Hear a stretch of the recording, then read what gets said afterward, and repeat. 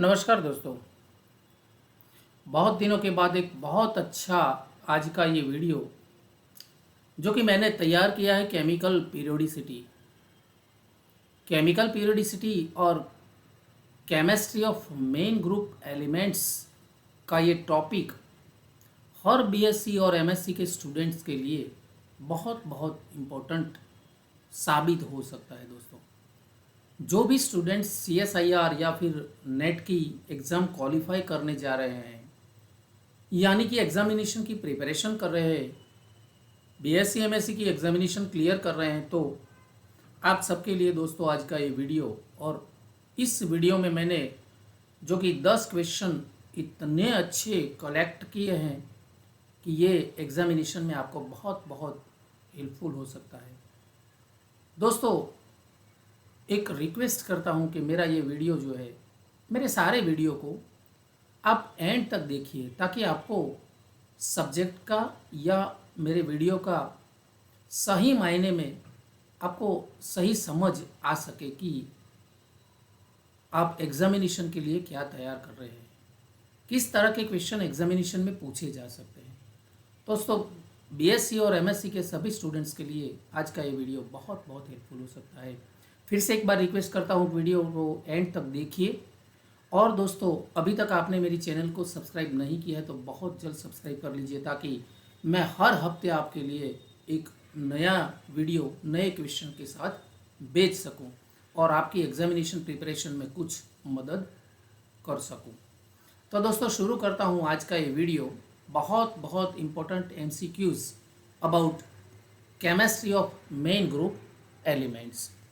दोस्तों, आज का जो वीडियो उसका सबसे पहला जो क्वेश्चन है, that is the dominant factor in determining the IE ionisation energy.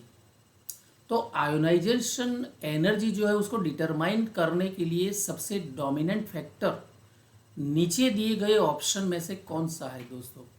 जैसे हम ग्रुप में नीचे जाते हैं तो इसमें से कौन सा फैक्टर है जो आयोनाइजेशन एनर्जी डिटरमाइन करने के लिए बहुत बहुत डोमिनेंट फैक्टर है। Is it atomic radius? Option B is effective nuclear charge, both A and B, या फिर none of the above.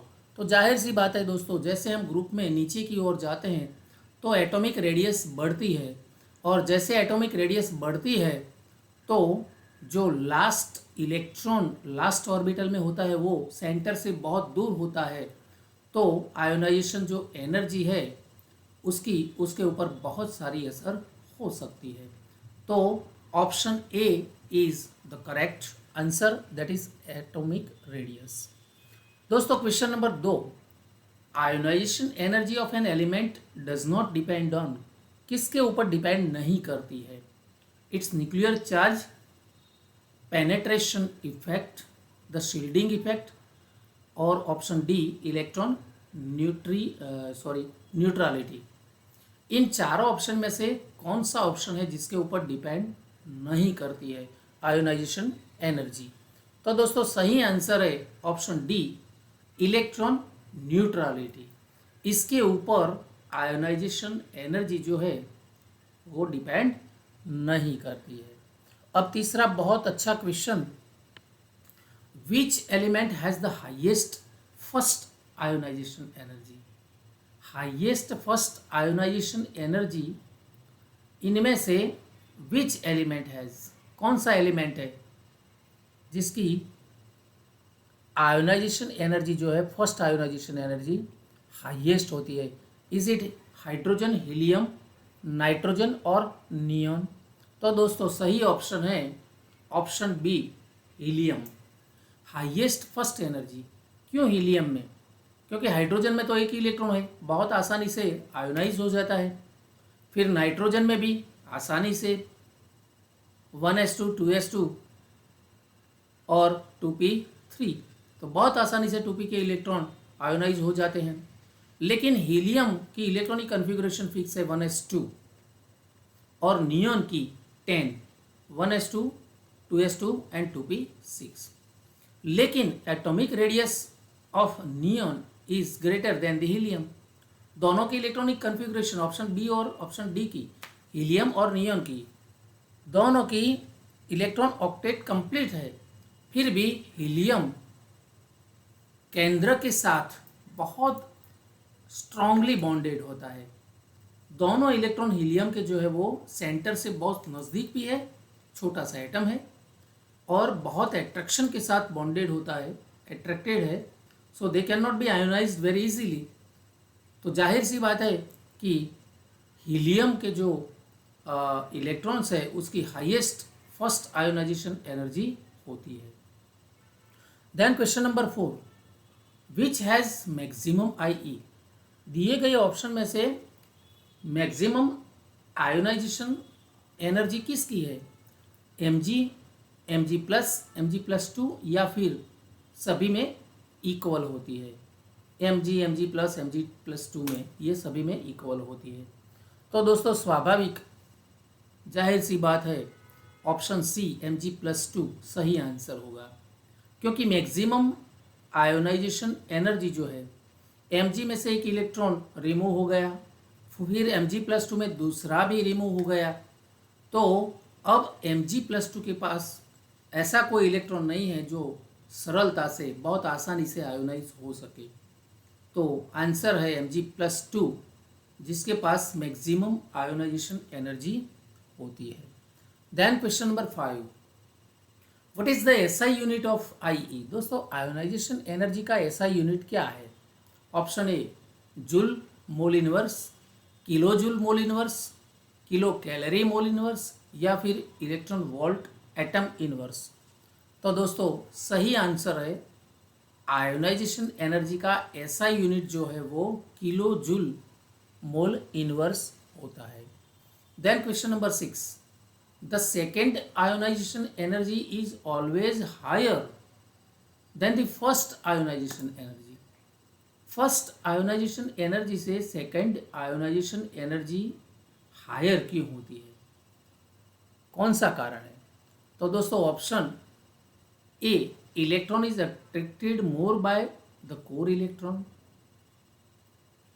Option B, electron is more tightly bound to the nucleus in an ion, तीसरा option है ion becomes more stable attaining an octet और duplet configuration, या फिर none of the above.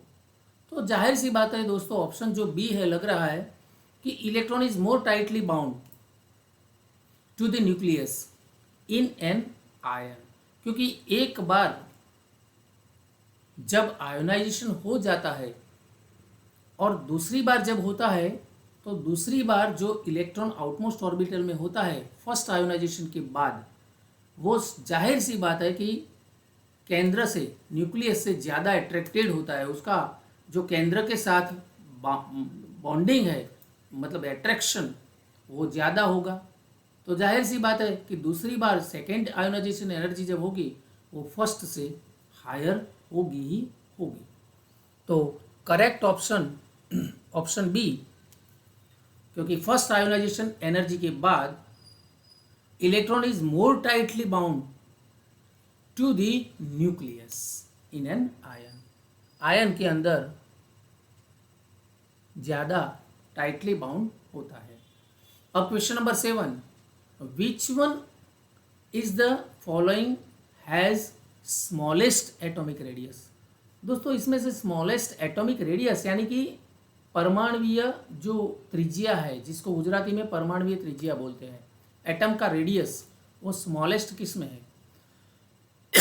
जाहिर सी बात है fluorine is a most electronegative in halogen group, तो और सबसे छोटा भी है हेलोजन ग्रुप में, तो उसके सबसे बाहर का जो इलेक्ट्रॉन है, ये सारे इलेक्ट्रॉन जो है वो केंद्र से बहुत अट्रैक्टिव होते होंगे, और उसका जो इलेक्ट्रॉन अनुरागी होने की वजह से इलेक्ट्रॉन एक्सेप्ट करने की उसकी जो जिसको हम इलेक्ट्रॉन नेगेटिविटी बोलते हैं वो फ्लोरीन की सबसे ज़्यादा है। तो स्वाभाविक सी बात है कि केंद्र से उसका अट्रैक्शन बहुत ज़्यादा होगा, तो एटॉमिक रेडियस भी बहुत कम होगी। तो हो इसका सही ऑप्शन हो सकता है option A fluorine. Then the question 8, state, बताइए which one of the following has the highest atomic radius. दोस्तों इसमें से हाईएस्ट एटॉमिक रेडियस किसके, बेरियम, मैग्नीशियम, क्रोमियम, सीजियम। तो जाहिर सी बात है सीजियम फर्स्ट जो कॉलम है, समूह है पहला वाला पीरियोडिक में, है ना, उसमें सबसे बड़ा सीजियम है। तो सीजियम का एटॉमिक रेडियस सबसे ज़्यादा होना चाहिए। तो correct option is D, caesium.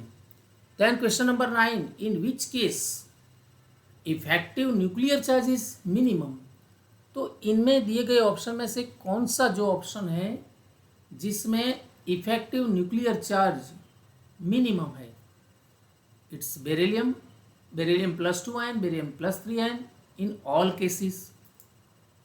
तो जाहिर सी बात है दोस्तों, correct option is option A, B, E, जिसमें न्यूक्लियर चार्ज मिनिमम है। जितने इलेक्ट्रॉन उतने ही न्यूट्रॉन और प्रोटॉन। तो स्वाभाविक सी बात है कि ऑप्शन बी, ई, ये ऑप्शन ए सही आंसर है। Question number 10, in which case screening effect is not observed. दोस्तों इसमें से स्क्रीनिंग इफेक्ट जो है वो ऑब्जर्व नहीं की जा सकती है। हीलियम प्लस, लिथियम +2, बेरिलियम +3 या फिर इन ऑल केसेस। तो helium plus screening effect, helium plus के पास एक ही इलेक्ट्रॉन है 1s1, क्योंकि एक इलेक्ट्रॉन तो चला गया। लिथियम +2, हाइड्रोजन, हीलियम, लिथियम, तो लिथियम +2 उसका भी 2 इलेक्ट्रॉन आयोनाइज हो गया है, तो उसके पास ही 1s में एक इलेक्ट्रॉन है। फिर बेरिलियम, तो वो भी उसके पास 3 इलेक्ट्रॉन चले गए, तो 1s में एक ही इलेक्ट्रॉन है। तो सभी में मेरे ख्याल से स्क्रीनिंग इफेक्ट ऑब्जर्व्ड नहीं की जा सकती है। तो सही ऑप्शन है ऑप्शन डी, इन ऑल केसेस। ऊपर वाले ए, बी और सी तीनों केसेस में जो स्क्रीनिंग इफेक्ट है वो ऑब्जर्व्ड नहीं है, क्योंकि सब में एक ही इलेक्ट्रॉन होता है। दोस्तों आज मुझे बहुत बहुत आशा है कि ये वीडियो आपको बहुत अच्छा लगेगा। अगर आपको ये वीडियो अच्छा लगा है तो मेरी चैनल को बहुत जल्द ही सब्सक्राइब कर लीजिए। कमेंट बॉक्स में कुछ लिखिए, अगर आपके चॉइस के क्वेश्चन हो, आपकी कौन सी काइंड ऑफ, जिस तरह के क्वेश्चन आप चाहते हैं मुझसे, उस तरह के कमेंट्स लिखिए और वीडियो को एंड तक देखिए। दोस्तों आपके सभी ग्रुप में शेयर करना भी मत भूलिए। आशा करता हूँ ये वीडियो भी अच्छा लगा हो। धन्यवाद, नमस्कार।